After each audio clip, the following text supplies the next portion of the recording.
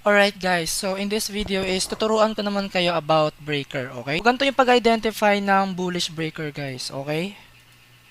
Okay. So alam naman natin yung price is pwedeng mag-retrace any area dito sa impulsive move niya na to, right? Then meron tayong makikitang kadalasang order block dito, okay? Meron tayong bearish order block dyan.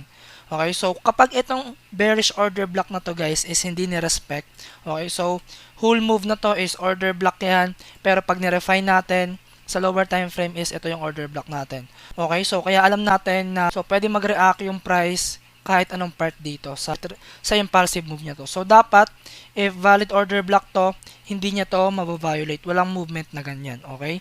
Pero once na merong gantong movement na nangyari, binasag niya to impulsive impulsive, then magli-leave siya ng imbalance dito guys.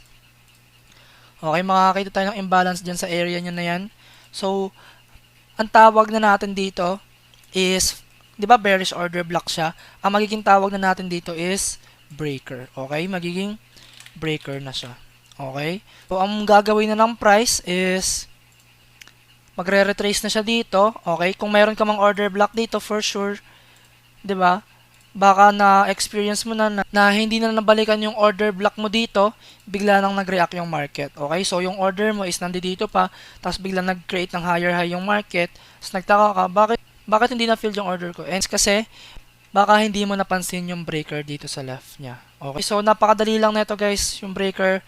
Ito yung order block. Okay? Ito yung order block dito na hindi ni-respect tapos binasag lang ng impulsive move na nag-leave ng imbalance on that area. Okay? So, kapag nakakita tayo ng ganon, mataas yung chance na nire-respeto yon. So, for example, uptrending yung market natin. So, okay? Uptrending yung market.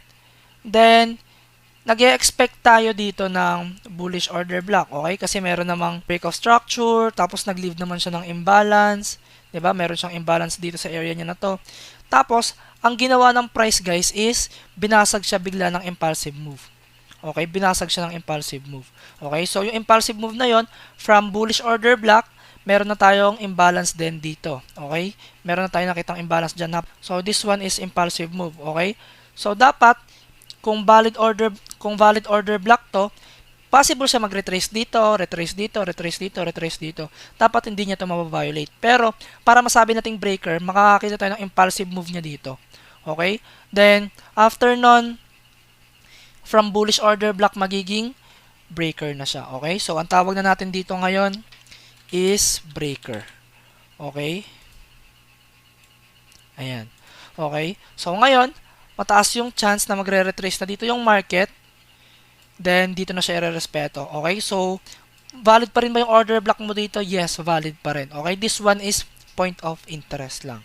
Okay? So, baka magulat ka, nag-sell short ka dito, tapos hindi mo napansin na meron ka palang breaker dito, tapos naiwan ka na ng move. Hindi mo na nasabayan to. Hindi ka na nabalikan dito. Okay? So, ayun yung sanhi nun. So, again, yung breaker is yung order block na hindi nirespeto tapos binasag siya ng impulsive move na nag-iwan ng imbalance na possible yung irespeto after niyang balikan. Okay? Magsasample naman ako ng live chart ng pag-identify ng breaker. Okay? So, dito uptrending tayo. So, maghahanap tayo ng bearish breaker. So, una guys, mag-identify muna tayo ng valid order block. Okay? So, paano ba tayo nag-identify ng valid order block? Kailangan merong weak to body break of structure. Okay? Then, magli-leave siya ng imbalance which is this. Meron tayong imbalance dito. Ayan. Then, last against candle bago tong break of structure na to is this. Yan. Okay? Yung candle na yan. So, ayan yung order block natin. Okay? So, ngayon, para masabi natin siyang imbalance, kailangan makakita tayo ng impulsive move na babasagin lang to, walang reaction, tapos makakita tayo ng imbalance. Okay? Magre-retrace siya dito, possible gumawa-gawa ng ganyan, tapos magre-retrace dito, then bagsak. Pwede rin namang instant na ganyan, tapos bagsak. Okay? So, play na natin. Okay, so ngayon, nag-leave na siya ng imbalance dito. Okay, meron na tayong imbalance ngayon dito na malapit sa ating breaker. Okay, so mataas naman na yung chance ngayon from order block, magiging breaker na siya. Okay, so magre-retrace siya dito, then bounce. Okay? So, kung dito ka mag-aantay ng order block mo, baka mataas yung chance na hindi ka na mabalikan. Okay? So, ngayon may point of interest ka ng breaker dito. Then, tuloy lang natin. Tuloy. Ayan, nag-correct yung market. Tuloy lang. Okay, expand ko lang muna to guys. Then, entry dito. Okay, natouch na yung point of interest natin. Okay, then check natin if anong mangyayari. Then, ito na yung ginawa niya. Okay, kita nyo. Pagka-touch niya dito sa breaker natin, kung nandito pa sa order block na to, yung entry mo, hindi ka na nabalikan. Pero kung nandito lang sa breaker is, masasabayan mo tong move niya na to. Okay, kita? So, ayun guys. Okay, next naman is, mag-identify naman tayo ng breaker kapag pabagsak yung market. Okay, so, obvious na obvious, meron tayong break of structure na nangyari dito. Then, last against candle, which is this. Pwede natin isama tong buong candle niya na to. Then, expand lang natin. So, ito, coach, okay pa rin ba tong order block dito? Ba't di mo to pinili? Kasi, if chinek mo tong area na to, galing na tong move niya na to, itong move niya na to, dito, sa area niya na to. Okay, so, once na mabalikan man tong area na to, for sure, madali na lang yang babasagin. Okay, kasi meron pa tayong liquidity dito. Okay, so, pagsamasamahin nyo na lang yung mga naturo ko na sa inyo sa group sa pag-identify ng liquidity, like other stuff, para hindi na kayo naguguluhan dito. Okay, so, kaya hindi natin siya sinamang order block. Okay? So, dito, fresh na fresh pa naman siya, di ba? Kailangan natin ito makita na mabasag ng impulsive move para masabi natin siyang breaker. Okay? So, valid na siyang order block, tapos binasag. Okay? Binasag siya. Meron tayong na-create na imbalance dito, then also imbalance dito. Okay? So, valid na breaker siya.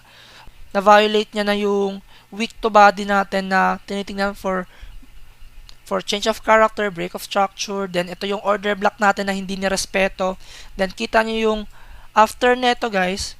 Kita nyo yung reaction, guys. After neto, after ng weak to body natin, react dito sa breaker natin, then pump. Okay? Then, check natin. Okay? Nag-choppy na siya dito. Then, check natin if babalikan pa tong breaker or mag-create na siya ng another higher high. Okay? Then, it creates another higher high. Okay? So, ganun lang ulit guys. Hanapin nyo lang yung order block ng move na to na hindi nirespeto. Tapos, ito yung last against candle. Then, nirespeto ulit dito. See? Hindi nirespect. Then, respected na breaker. Okay? So, ganun lang. Okay? So, again, yung breaker, yung order block na hindi nirespeto. So, kailangan sa pag-identify nyo ng order block is valid na valid muna siya. So, dapat sa pag-identify ng order block, dapat valid talaga yan, guys. Okay? So, kung na-identify nyo na yung valid order block, tapos bigla siyang hindi nirespeto, bigla siyang binasag na ganito ng impulsive na magli-leave ng imbalance sa market, yung order block mo na to is mapapalitan na siya into breaker. Sa bearish scenario naman guys, ganito naman, if nakakita tayo ng uptrending na market, meron tayong order block dito, valid naman siya, nag-break siya ng structure, merong imbalance, tapos binasag siya ng impulsive pababa. So, yung order block mo dito is magta-turn into breaker. Okay? So, dapat kasi guys is any area dito is pwedeng mag-retrace yung market, pwedeng mag-retrace siya dito, pero kapag impulsive move pabagsak, is magta-turn na siya into breaker. Okay? So, wag malilito sa order block. Yung order block na valid is nire-respect. Yung order block na valid pero binasag is nagiging breaker. So, ayun lang guys. Sana nag-gets nyo yung concept natin about breaker.